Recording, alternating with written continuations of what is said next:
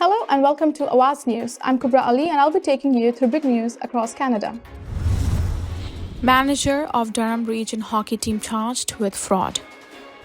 4 suspects allegedly posed as food delivery service in armed home invasion in Milton. Canada hits lowest inflation rate since March 2021.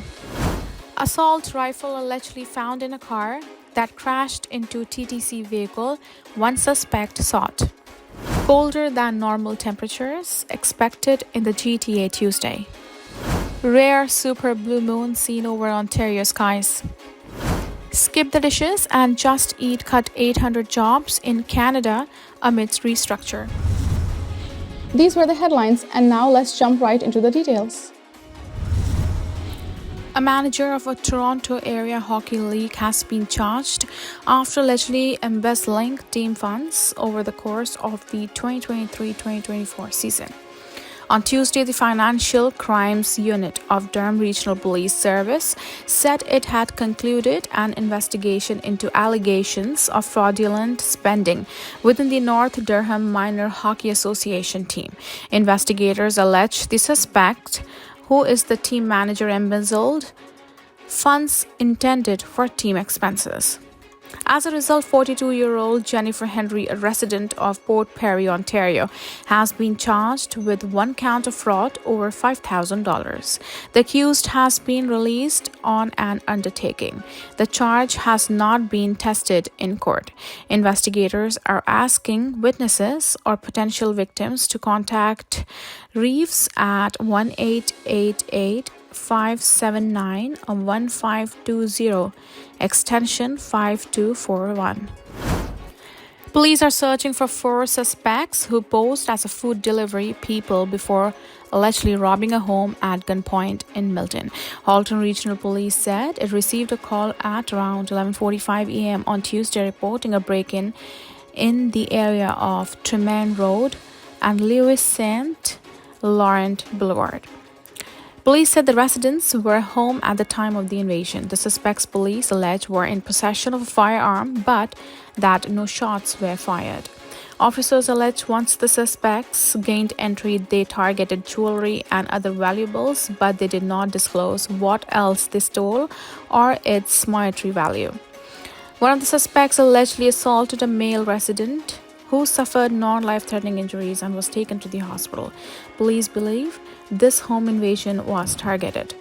At the time of the incident, officers said the 4 suspects were wearing tracksuits with masks, glasses, and hooded sweaters. They did not provide any other descriptions. Investigators are asking for any video footage of the intersection of Tremaine Road and Lewis St. Laurent Boulevard from 11:30 a.m. to 12:15 p.m. on Tuesday.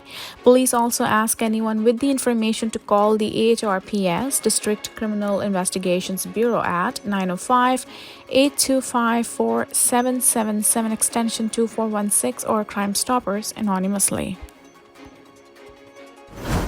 Canada's annual inflation rate fell to 2.5% last month, matching economists' forecasts and solidifying expectations for another interest rate cut in September.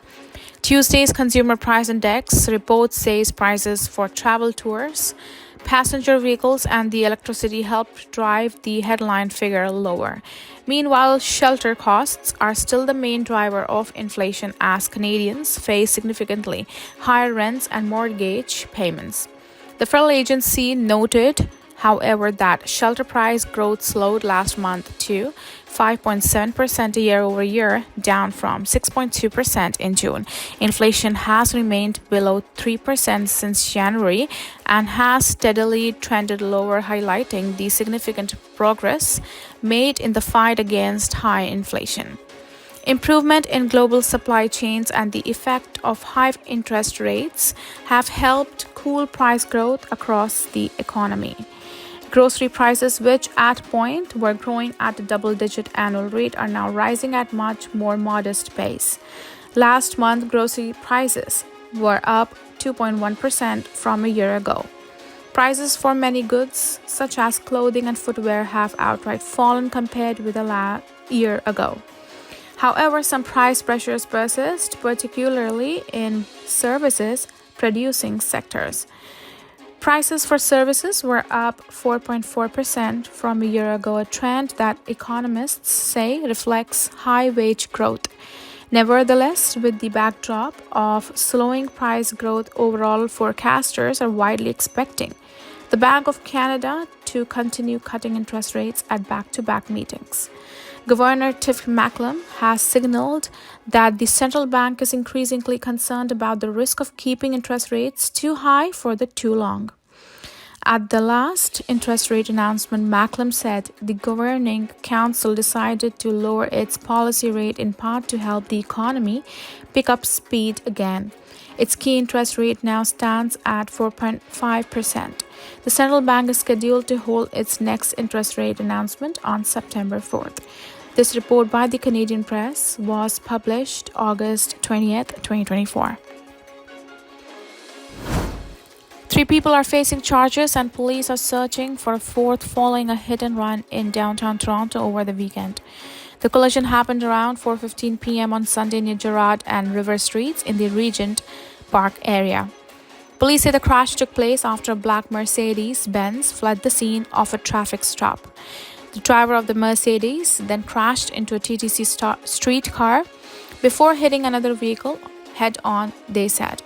Police said that 4 occupants fled the scene on foot. After a search involving officers from the Emergency Task Force and the K-9 unit, 3 suspects were located and placed into custody. Investigators also alleged that a Norinco Type 97 assault rifle was located inside the suspect vehicle. On Tuesday, a release issued by the police stated that the 3 suspects had been charged. Raheem Francis, 18, Kwabena Duodo, 21, and an unidentified 17-year-old, all from Toronto, are facing a number of firearm-related charges. The charges have not been tested in court. All 3 accused made their first court appearances on August 19. The remaining suspect is described as a black male wearing a gray sweater, light-colored sweatpants, white shoes, and black balaclava. Anyone with information is asked to contact police at 416-828-5100, Crime Stoppers anonymously at 416-222-8477 or at www.222tips.com.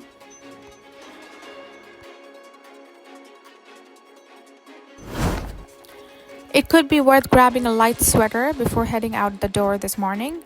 While there's a high of 20 Celsius expected today, 5 degrees cooler than average, the low for the day is just 12 degrees. That north wind is the chilly one. Despite the return to sunshine, you may be needing the light extra layers to keep yourself comfortable during the morning hours for the next couple of days, meteorologist Bill Coulter said.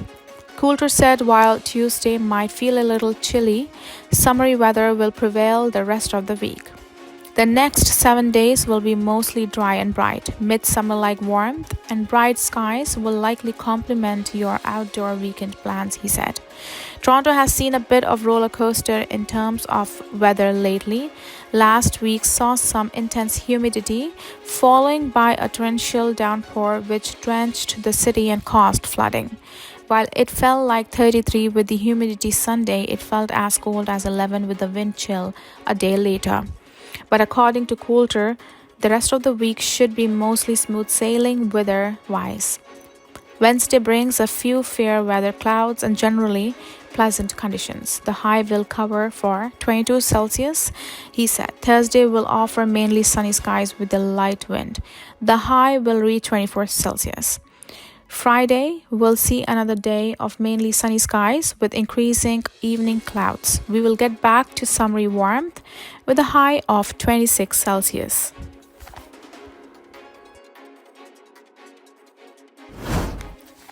People across Ontario got a sight of rare super blue moon that illuminated the night skies on Monday. The super blue moon is expected to be full for about 3 days according to NASA. Experts say the supermoon happens when the moon is close to the earth and also happens to be a full moon. This makes the full moon look about 5 to 10% bigger and about 20% brighter than normal. A blue moon does not mean it will have a bluish hue, but rather how many full moons there are in a month or season. The next time stargazers can see a super blue moon won't be until 2037, but the next blue moon will be visible on May 31st, 2026. Here are some photos of the brilliant phenomena spotted across the province. The chief executive of Skip the Dishes says hundreds of Canadian employees are being laid off by the food delivery service and its parent company. Paul Burns says 100 Canada-based workers will depart Skip the Dishes. Some 700 staff, also in Canada, who work for its owner Just Eat Takeaway.com, will lose their jobs. Burns announced the news in LinkedIn post where he said the cuts were the result of a comprehensive review and restructure. He says the decision to cut staff was not easy but is necessary to ensure the business has the right resources and structure to drive growth. Skip the Dishes was founded in Winnipeg in 2012 and acquired in December 2016 by Just Eat, which merged with Takeaway.com in 2020. Thank you for tuning in. I'm Kubra Ali. I'll see you back tomorrow, same time, same channel. Have a good night.